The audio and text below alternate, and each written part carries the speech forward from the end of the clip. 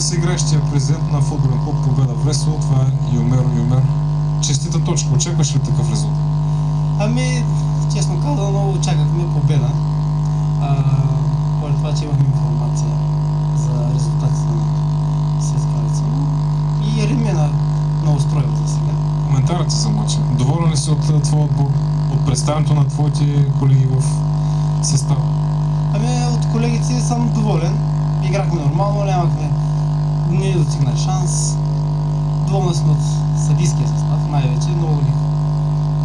Няма ти упреци към тях, така? Нямахме, аз дори получих жълт картон и дори основателно развиках се малко към съдията, но ми хареса, не позволиха никакви грубости и от двете страни. Вижда се, че макар и като гости имахте и привърженици от Вресло. Доволен ли си от подкрепата на феновете, както и от оркестъра, който беше край тъча през цялото време? Благодарен съм на феновете, които са от село Вресло и най-вече на оркестъра, който е от домакинска страна. Очакваш ли такава изненада? Тъпа ни гайда? Не съм очаквал. По принцип подготвяме и нещо такова за следващите мачове, но това вече... На Победа Вресло решило ли е какви ще са целите на отбора? Вече изминаха 3 кръга, имате 2 победи и 1 равенство. Като класиране, какво ще преследвате през настоящия шампионат? Преследването трябва да сме в първите 2 места, задължително. Това не е основната цел.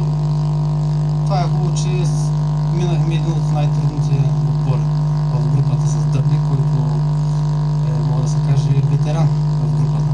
Вие ги победихте там? Победихме ги като гости, 1-0. От това сме доволни. Предстоят още доста трудни срещи и се очаква една от тях да е с предстоящата, като гости ще играем. Тайна, че отбора беше създаден това лято. След колко годишно прекъсване във Вресло отново има футбол? От 93-94 година няма отбора в Вресло, до тогава е имало. И сега го възстановихме с помощта на най-вече на общинския кмет на община Руен, с негова подкрепа. Това е Дурхан Мустафа. Това е Дурхан Мустафа. И най-вече инициативата, която прояви отбора.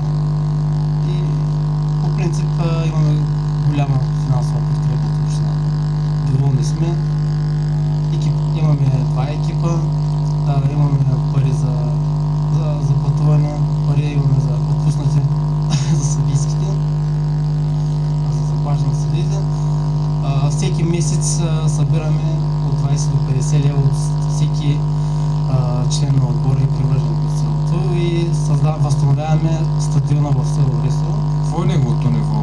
Дихме стадиона сутринта. 2-3 часа бяхме там, оградихме стадиона, забихме пола и най-вероятно до един месец ще го оградим с мрежи и очакваме финансово постъпление от общината да възстановим съблекалните и следващия полусезон да играем домакински мачове в Вресло. Преди малко ми каза, че целта пред отбора е първо-второ място. Според тебе, кой от съставите във вашата група може да е конкурент за призовите места? За призовите места виждаме като конкурент 2 отбора. Това са Влас и Месамбри. Това са ми основните конкуренти. Така смятаме, но вече времето ще покаже. И до година по това време в регионална група, така ли? Живи здрави, да. Благодаря ти и успех на футболен клуб Победа Вресло.